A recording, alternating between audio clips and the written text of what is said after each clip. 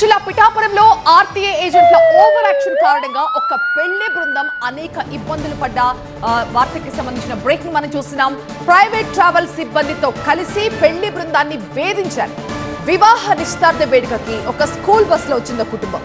అనకాపల్లి మండలం నాతవరం నుంచి సామర్లకోట మండలం మాధవపట్నం వచ్చింది బృందం. తిరుగు ప్రయాణంలో పిఠాపురం మండలం చిత్రాడ దగ్గర ఈ ఆర్టీఏ ఏజెంట్లు ఈ పెళ్లి బృందాన్ని అడ్డుకున్నారు.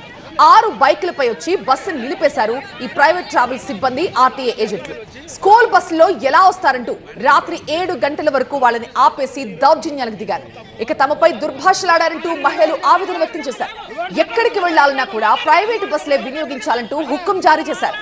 ఫైన్ అమౌంట్ కడతామని ప్రాధేయపడినా కూడా వదిలిపెట్టకుండా వాళ్ళని ఇబ్బందులకు గురిచేశారు. ఇక ప్రైవేట్ ట్రావెల్స్ వాళ్ళతో సెటిల్ చేసుకోవాలని సూచించారంట ఆర్టీఏ అధికారి. 4 గంటల పాటు రోడ్డుపై ఇబ్బంది పెట్టిన ప్రైవేట్ ట్రావెల్ సిబ్బంది ఆర్టీఏ ఏజెంట్లపై చర్యలు తీసుకోవాలంటూ వాళ్ళు డిమాండ్ చేస్తున్నారు.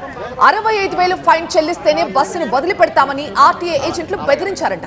కాకినాడ ఆర్టీఓ అలాగే ఆర్టీఏ ఏజెంట్ల తీరుపై బాధిత కుటుంబం మండిపడుతోంది. బస్సుని పోలీస్ స్టేషన్ తరలించడంతో మరొక వాహనంలో ఇంటికి వెళ్లిపోయారు పెళ్లి బృందం. ప్రైవేట్ ట్రావెల్ సిబ్బంది ఆర్టీఏ ఏజెంట్లపై పిఎస్ లో ఫిర్యాదు చేసింది బాధిత కుటుంబం. ఆదివారం నుంచి వచ్చామండి, చిన్న ఫంక్షన్కి వచ్చాం, కాకినాడ వచ్చామండి.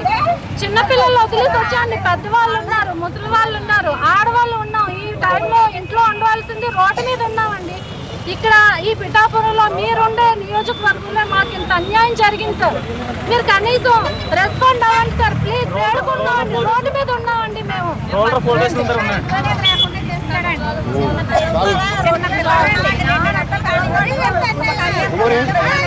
ప్రైవేట్ వాళ్ళతో అధికారం లేకపోతే గవర్నమెంట్ వాళ్ళతో ఇక్కడ అధికారం అంటే ఆలయాలు కుమ్మక్కయ్యారా అండి? ఆలయాలు కుమ్మక్కయ్య చేసిన పని అండి. మమ్మల్ని ఇంత ఆడపిల్లలతో ఇంత ఆడవాళ్ళతో మమ్మల్ని ఇంత ఇబ్బంది పెట్టారండి.